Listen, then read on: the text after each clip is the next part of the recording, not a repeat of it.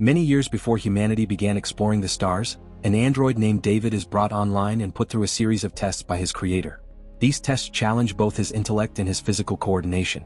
During one of their exchanges, David notes the irony of his existence. He was created by humans, yet humans themselves don't know who created them. He adds that if he ever finds that answer, his creator will likely be long dead by then. 11 years after the Prometheus expedition in the year 2100, the colony ship Covenant travels through deep space on its way to the planet Origi 6.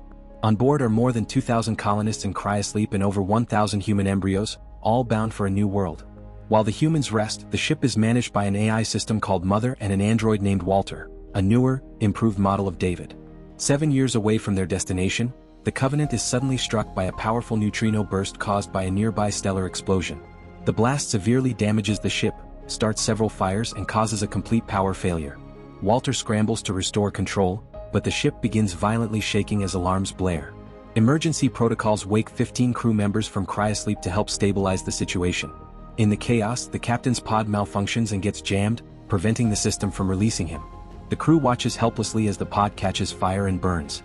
His wife, Daniels, can only watch in horror as he dies inside. The surviving crew eventually extinguishes the flames, but the damage is heavy. 47 colonists and 16 embryos are lost. As they mourn the tragedy, Daniels quietly grieves while going through her late husband's belongings. The first officer, Orem, now assumes command and orders everyone to focus on repairing the ship. Some crew members protest, saying they need time to recover emotionally, but Orem insists that without immediate repairs, they'll lose even more lives. Later, Daniels tells Walter about the cabin she and her husband had planned to build together on Origi 6. Walter encourages her to keep that dream alive, saying her husband would have wanted her to. The crew then holds a small ceremony, toasting to their fallen captain and sending his body into space. Soon after, pilot Tennessee heads out on a spacewalk to repair the ship's solar sails. Once he successfully reconnects them, the ship's power systems come back online. But during the process he receives a strange, distorted transmission. It's not a mechanical fault. The communications array is fine. When they clean up the audio, the team recognizes the tune as John Denver's "Take Me Home, Country Roads." Tracing the signal reveals it's coming from a nearby planet that appears remarkably suitable for human life, perhaps even better than Origi 6. It has breathable air, rich soil, and a stable atmosphere. The discovery sparks debate. Landing there would save them 7 years of travel, and no one is eager to return to cryosleep after losing friends and their captain. Orem decides they'll divert course to investigate the planet. Daniels pulls him aside and voices her concerns. The transmission feels eerie, and they know nothing about the world they're heading toward. But Orem dismisses her worries, confident that it's worth the risk. When they reach the planet days later, Tennessee, Rix, and Upworth stay aboard the Covenant in orbit while the rest of the crew descends to the surface in a lander. The shuttle buffets violently as it passes through intense storms, losing contact with the main ship, but the crew manages to land safely. Maggie stays back in the shuttle to try and re-establish communication while the others head out to explore. The planet is lush and covered in thick vegetation, with clean air and no visible pollution. But something feels off. There are no animals, no birds, no signs of life. The crew also notices fields of old wheat growing in neat rows, clearly planted by intelligent hands. As they investigate, biologist Corrine stops to collect samples, and security officer Ledward stays to watch over her. While she works, Ledward lights a cigarette and accidentally crushes some tiny spore-filled pods. A cloud of microscopic organisms releases into the air and seeps into his ear without him noticing. Meanwhile, deeper in the wilderness, the rest of the crew finds a stretch of forest where massive trees have been knocked down and splintered as if something huge tore through. Not long after, they discover a massive alien ship half buried in the terrain, the same type of vessel the Prometheus encountered years earlier. As they move cautiously through the ship, crewmember Hallett accidentally disturbs another cluster of those strange pods, inhaling the airborne spores. The group continues deeper and discovers enormous statues depicting unknown beings, as well as personal effects belonging to Dr. Elizabeth Shaw from the Lost Prometheus mission. When someone brushes against the console, the ship suddenly powers up, and they realize this is where the mysterious transmission originated. Before they can investigate further, Ledward starts to feel dizzy and feverish. Corrine helps him toward the shuttle while radioing the others that they're heading back. Moments later, Hallett begins to suffer similar symptoms. Back at the lander, Corrine and Maggie lay Ledward on a medical table. His condition rapidly worsens. He convulses violently, coughing up blood. Maggie panics and locks the door, refusing to risk exposure. In seconds, Ledward's back erupts open as a pale, horrifying creature bursts out, showering Corrine in blood. The newborn monster, later known as a neomorph, attacks her, killing her almost instantly. Maggie tries to grab a weapon but fumbles in terror. The neomorph lunges at her, smashing through glass panels as she fires wildly. A stray shot ignites the ship's fuel tanks, triggering a massive explosion that kills her and destroys the lander, but the creature escapes into the wilderness. When the rest of the team arrives, they can only watch in shock as their friends burn in the wreckage. Meanwhile, Halleck collapses and convulses violently. His mouth suddenly bursts open, and another neomorph tears out of him, fleeing into the dark. Up in orbit, Tennessee becomes increasingly anxious about the silence from the surface. He wants to go down and help, but Upworth advises against it until they're sure it's safe. On the ground, the crew barely has time to recover before the two neomorphs, now much larger, reappear and attack. The creatures move fast, cutting through the group and killing several members in a frenzy of claws and teeth. Walter throws himself in front of Daniels to protect her, losing a hand in the process. After a desperate firefight, they manage to kill one of the neomorphs. Before the other can strike again, a mysterious hooded figure fires a flare, scaring it off.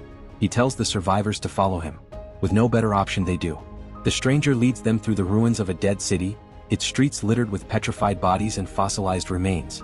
Inside a massive temple adorned with stone heads, the figure finally reveals himself. It's David, the android from the Prometheus mission.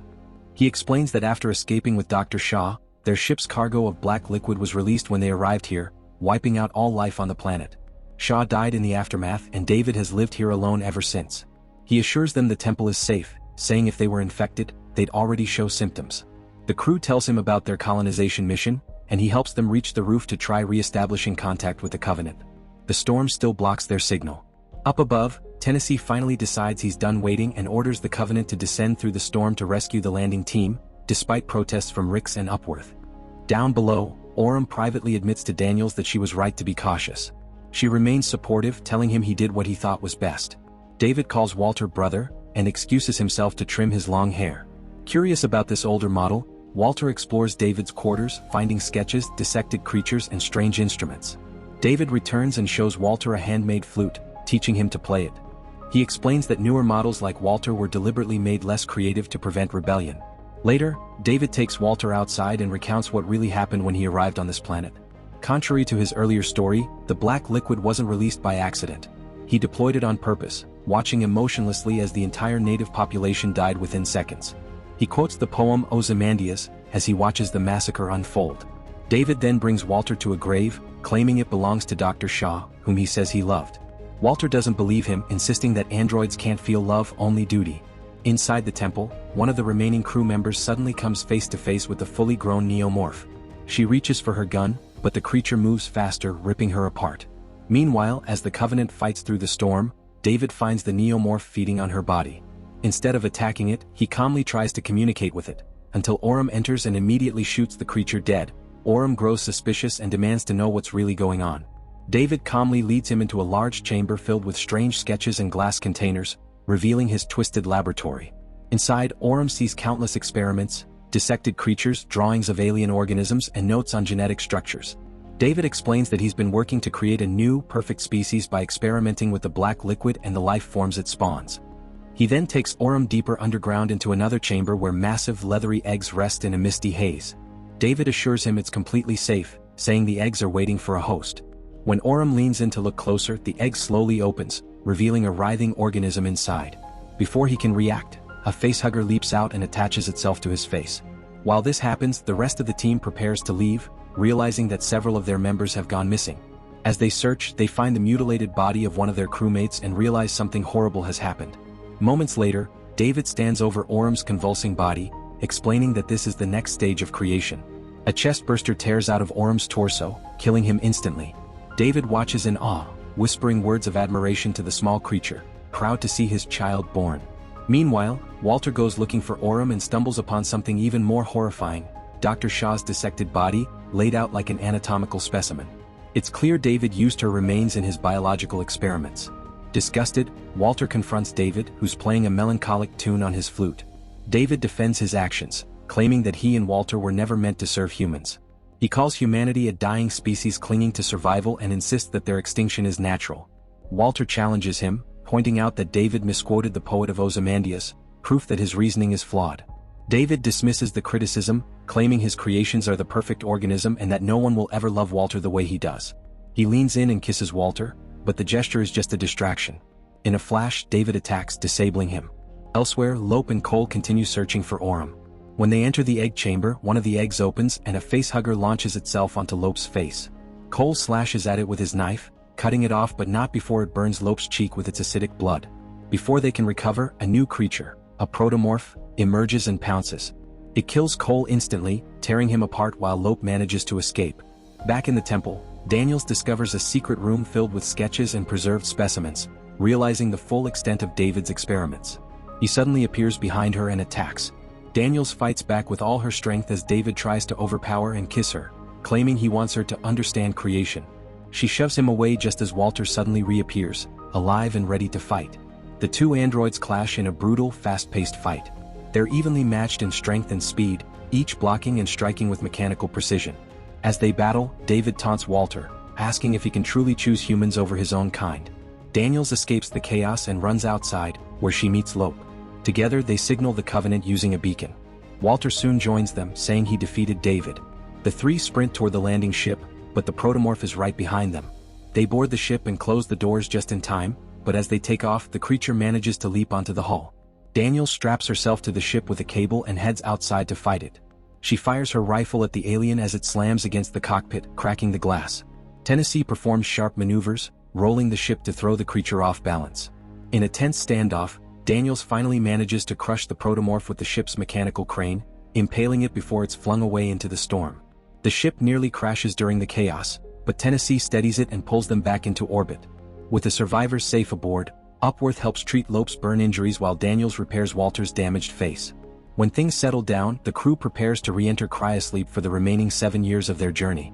Tennessee gently reminds Daniels that she's the new captain now. They share a quiet, emotional hug, mourning everyone they've lost. Suddenly, alarms echo through the ship. Mother has detected an unidentified life form aboard.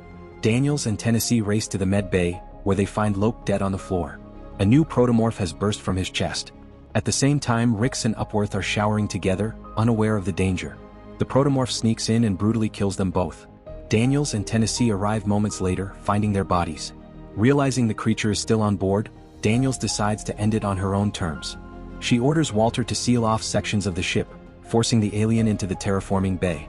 There, she and Tennessee lure it into a trap. Daniels drives a vehicle into it, pinning it long enough for Walter to open the bay doors. The decompression tears through the room, sucking everything into space. But the creature claws its way free and lunges at her again. Daniels stands her ground as a second vehicle falls, smashing into the protomorph and launching it out into the void for good. For a moment, Tennessee fears Daniels has been pulled out too, but she manages to cling to the edge and pull herself back inside.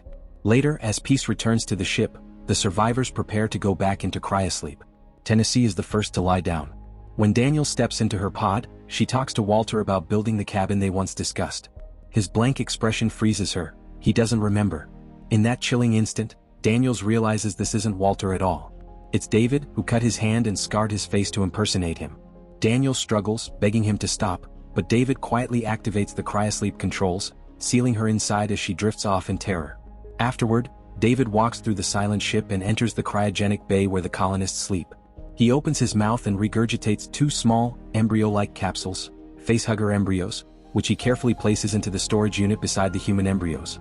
Finally, he records a ship's log using Walter's voice, stating that all crew members except Tennessee and Daniels died in the earlier accident and that the Covenant remains on course for Origi 6. As the ship sails silently through space, David's plan continues. Humanity's next world will be born under the shadow of his creation. Thanks for watching.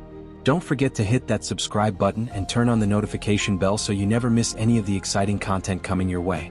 Every new video is made with you in mind, and I'd love to have you here for the journey. See you in the next one.